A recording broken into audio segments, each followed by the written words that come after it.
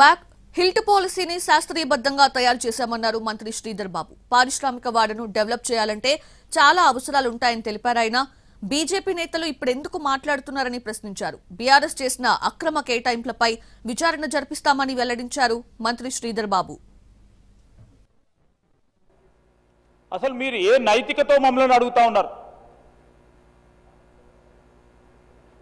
Lease ల్యాండ్ని free hold చేస్తూ తీసుకున్న నిర్ణయం, ఎలక్షన్లు వచ్చే కొద్ది నెలల క్రితం తీసుకున్న నిర్ణయం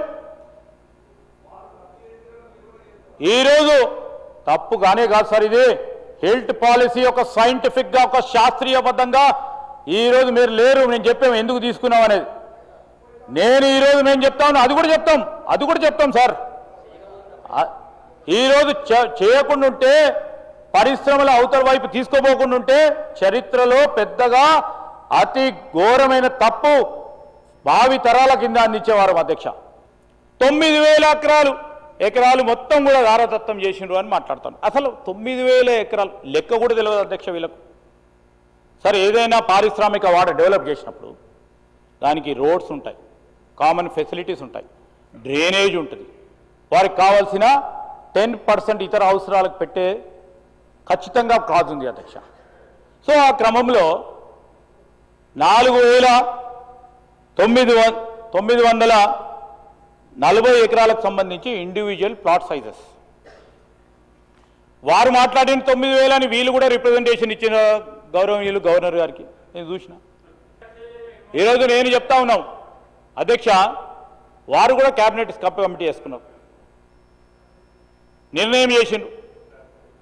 లీజ్ ల్యాండ్స్ పైన 100% వేసిండ్రు అధ్యక్ష. నేను అడుగుతా ఉన్నాం, వీరు ఎక్కడ పోయినారు అధ్యక్ష? మేము అడుగుతా ఉన్నాం, వీరు ఎక్కడ పోయినరు? సబ్ లీజ్ చేసి 200%కి పెడితే వీరు ఎక్కడ పోయినారు అధ్యక్ష? ఈరోజు అడుగుతా ఉన్నారు. దీంట్లో గోప్యమైంది, వీళ్ళిద్దరు దాంట్లో ఉన్నదేంటి అధ్యక్ష? ఆ రోజు మాట్లాడింది ఈ రోజు ఎందుకు మాట్లాడుతూ ఉన్నారు?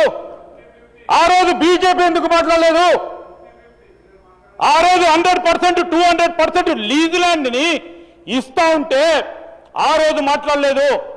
ఈరోజు ఒక పద్ధతి ప్రకారం వారి సొంత భూములపై డెవలప్మెంట్ ఇంపాక్ట్ ఫీ అని పెట్టి ఒక ఫీజు ఛార్జ్ చేస్తే దాన్ని రాజకీయం చేస్తూ ఉన్నారు అధ్యక్ష. వ్యవసాయం, నివాస ప్రాంతాల భూములు కమర్షియల్ వినియోగానికి అనుమతిస్తూ గత ప్రభుత్వం జీవోలు ఇచ్చారని ఆ ప్రభుత్వానికి సంబంధించి నిన్ననే రాజీనామా చేసిన గౌరవ సభ్యురాలు మాట్లాడింది. దానికి జవాబు లేదు. ఈరోజు ఆనాడు ప్రభుత్వం అక్రమ భూ వినియోగ మార్పిడి వ్యవహారాలపై ఏ విధమైన విచారణ జరిపించాలో ముఖ్యమంత్రి గారు నిర్ణయం తీసుకుంటారు. ఎవరిని కూడా వదిలే ప్రసక్తి కూడా లేదు.